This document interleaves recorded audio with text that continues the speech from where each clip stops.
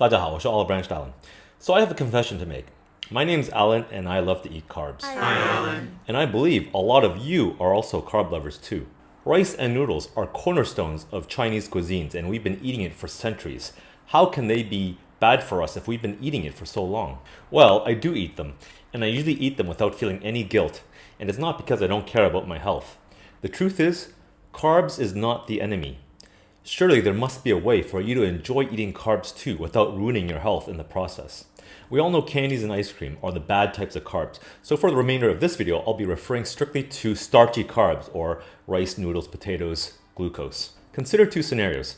Person A is in her 30s, she eats carbs every meal. Her strong mental clarity and focus allows her to perform well in the office. Person B is also similar in age and eats carb every meal.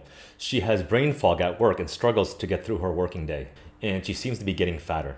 If the amount of carbs eaten by person A and person B are the same, then how do these seemingly opposite scenarios relate to each other? Person A is an active person who exercises and has some muscle. The more muscle she has, the more insulin sensitive she is, as the muscle actually can suck in more glucose and burn it for fuel. This is why person A can still eat carbs and still be fit and healthy, and is also why athletes carbo load before an event.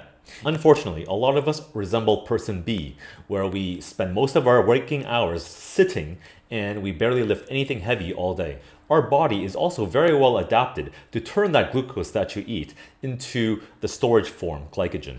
And that will get stored in our muscles and liver. If we continue to fill up our bodies with glucose, then our insulin level will constantly be elevated, and our bodies will have no choice but to convert the glucose into long-term storage via de novo lipogenesis, aka body fat. As you eat more and more carbs, your insulin level keeps climbing as you move more and more towards the toxicity gradient. At this point, your body is shutting down from all excess carbs as your body becomes insulin resistant. That means your body is not responding to the insulin your body is making in order to process all the excess carbs you're eating.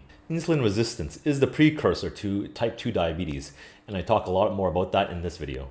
And because now you're wired to want to overeat, you're in a vicious cycle, getting sicker and sicker because your blood sugar levels and your insulin levels are always elevated. So this is why some people can still eat carbs and be fine, but you get fatter. Yes, there is a genetic component that makes some people more carbohydrate sensitive than others, but our genetics haven't changed in the last 50 years, yet we're experiencing a diabetes epidemic around the globe.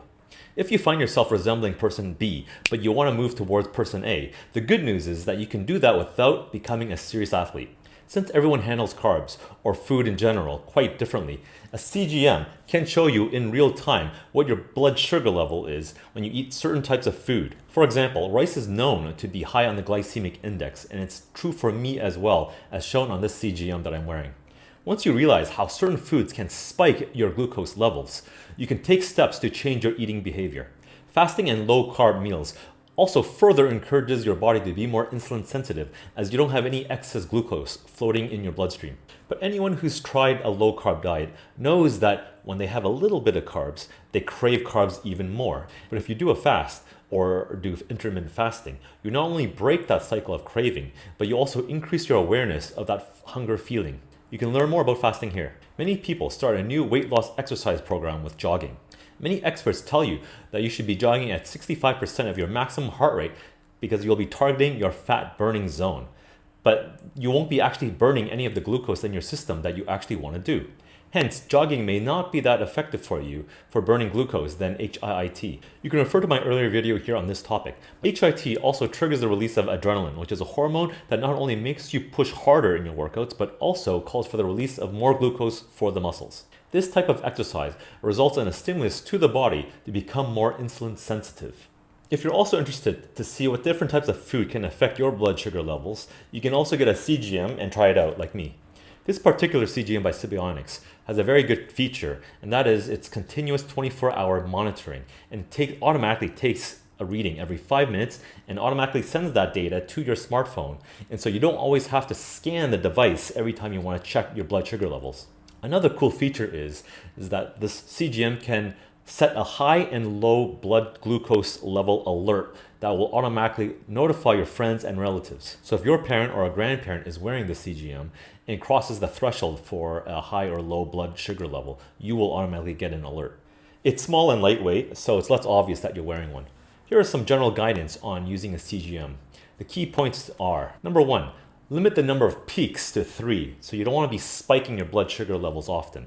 The more stable the blood sugar level, the better. You don't want a lot of variability, so limit the big swings. And number 3, keep the average blood sugar level to below 7.77 millimoles per liter.